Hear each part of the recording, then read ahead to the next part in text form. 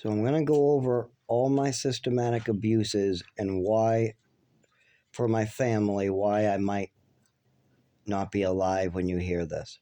Because if you're hearing this video, there's a very good chance I'm already dead.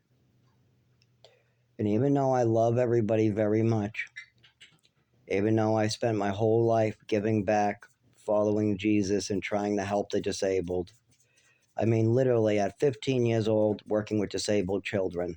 At 16 years old, working with disabled children. At 18 years old, working with disabled children. At 19 years old, working with disabled children. At 20, working with addicts in my own addiction. At 22, working with addicts in my own addiction. At 22, transferred to working disabled elderly people. Working with disabled people falling through the cracks. My whole life has been nothing but giving back to society. But now we're going to go over the systematic abuses, what society has given to me in return. Now, most people that go through what you're about to hear, they usually end up one of two ways. Either a good doer, monk, somebody who is traumatized and wants to make a difference and help others, or they become some serial killer. Now, I went early in life, I went the way of a monk trying to help others. That's good. I doubled down with Jesus, I doubled down with God, and I kept on giving back. And that helps me deal with the mental illness of having PTSD from a adopted mother and all this crazy stuff you're about to hear. So these are going to be in parts because I don't have enough time, and this will be part one. Part one, birth. I was born in Lowell General Hospital. I was given to a 15-year-old mother who got pregnant by her much, much older babysitter. The babysitter got arrested, put in the prison. The 15-year-old mother had to live in a tent in the backyard, at which point she lost her child, me. So then at 2 years old, I'm put into an orphanage. I'm living in the orphanage, and I win a swimming medal. I also win, or I'm the best kid in the program. Out of 200 kids on the floor, I was the best behaved for that month. So I won the Lego trip. I got to go get Legos. So also for Christmas, one of the other staff members gave me and everybody else a bunch of baseball cards that were collector's items. In this orphanage, I also got to meet the Pope. There was also only 2 medications being prescribed. Now this is where you get a lot of failures from the system. There is one doctor downstairs and one therapist upstairs for about 1,000 kids. I only saw the doctor maybe once or twice for 5 minutes the whole time I was in the orphanage. Maybe more than that, but it was really quick in and out. And it's not like I could tell him anything. I'm only 4 years old. But even though I'm only 4 years old, I'm in an orphanage, and this doctor does not have the time to see me. He starts me on 2 medications. So I just take those medications like a good boy. During breakfast one day, I'm brought into the breakfast room. There's this long table with 100 kids sitting at, just all the kids sitting on this long table. And they do shifts. It's actually like 35 kids at a time, and then you only get like 15 to 30 minutes to eat, and then they bring in the next group of kids. Then you only get 15, 30 minutes to eat, and then they bring in the next kid. It's kind of rushed. So I'm eating my breakfast, what was scrambled eggs, because there was ketchup on the side. A lot of the guys sitting next to me like to put ketchup on their scrambled eggs, and orange juice. I'm eating my eggs, and I don't care about the orange juice. The kid next to me starts to try to bully me, but I pay no attention. I continue eating my eggs. Pay no attention to him. He gets more and more upset the more I ignore his bullshit.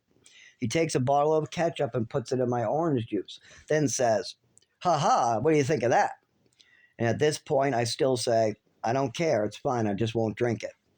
And I continue eating my eggs. The kid gets up from the table and leaves. I'm still eating my eggs. At this point, a young, maybe 19 to 22-year-old staff female member comes over and asks me if I took my medication. Now, I don't know what's going on because I'm 4, or 5, and I tell her I took my medication. At this point, she says, "Joey over there says you didn't." I said, "I don't care what Joey says, I did." "Well, what's that red stuff at the bottom of your orange juice?" I tell her, "It's Joey's ketchup." All of a sudden, it's silence, and then she goes, "Nope, I don't think so." She grabs me out of the table and starts dragging me to another person. At this point, I say, "No, it's orange." and they start clearing the table and taking the orange juice away. Now I'm in the office, or I'm not in the office, sorry, I'm on the other side of the dining room, and these two females, an older female, younger female, are discussing what they're going to do to me. So I tell them once again, that was ketchup in my orange juice, and I'm crying. I'm crying because I've now given these people their answer. It's ketchup and orange juice. You got your answer. That's all you need now. But that isn't the case. Instead, they go, well, if Joey says he didn't take it, then we have to. So they grab me by the shoulders, they throw me to the ground, and they start forcing the medication into my mouth, traumatizing me for life, taking the same medication twice. On top of this, then the medication is twice as strong, and I'm taking amphetamines. Not even kidding. They gave me a double dose of amphetamines. So now I don't know what the hell I'm feeling, but it's totally not right. Now, I go into foster care and I start processing and trying to forget about what happened to me. But I'm having a little trouble eating, but not a lot of trouble eating. I mean, that happened to me at breakfast and there was food and orange juice and all that, and I'm only 4. But anyways, I go into foster care. One of my foster parents realize I need glasses, but I move on to another foster parent before I get them. Then that foster parent, I have leg pains in my room, and I ask them, what's going on? Why do my legs hurt? And they were just growing pains. At this point, they bring me to the emergency room just to see what's going on. They say it's growing pains, and they release me. But then I go to another foster home where I learn how to use stilts, but I'm too shaky and too young to use the stilts. I'm just learning for the first time. And this isn't the shaking from the pre-existing condition. I should make that clear. This is just a normal kid on stilts having trouble with the stilts. At this point, I go back to the orphanage.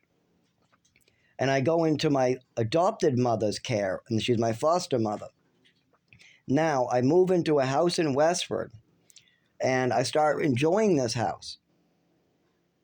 But there's an overdose. My mother, now I'm not sure how this happened, but when I ended up moving with my new foster mother, who's Patricia, we're going to call her, or my adopted mother, we'll call her, but at this time she's my foster mother, I'm being pulled in a kitchen and taking 5 to 6 meds at this time, lots more.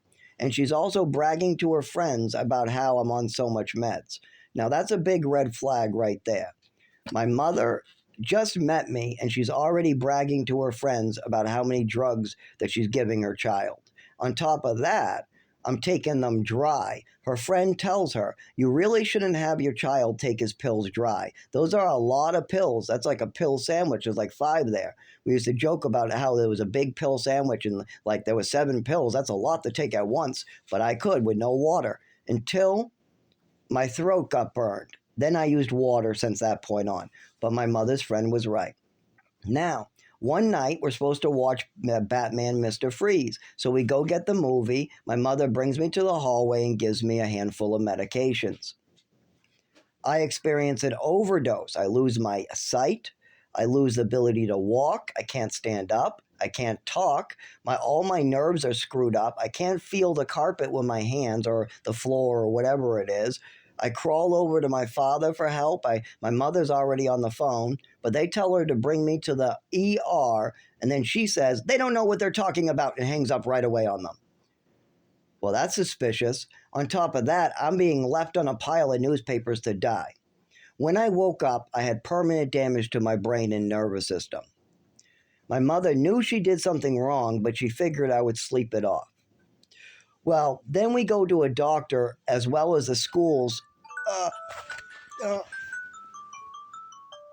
Oh, fuck. Okay, the school. Oh, God. On top of that, the school started to realize that I was having coordination issues with my body. So we're going to stop there with the overdose, and the schools are starting to realize what's going on. That's part 1. We'll continue with part 2 as we go along.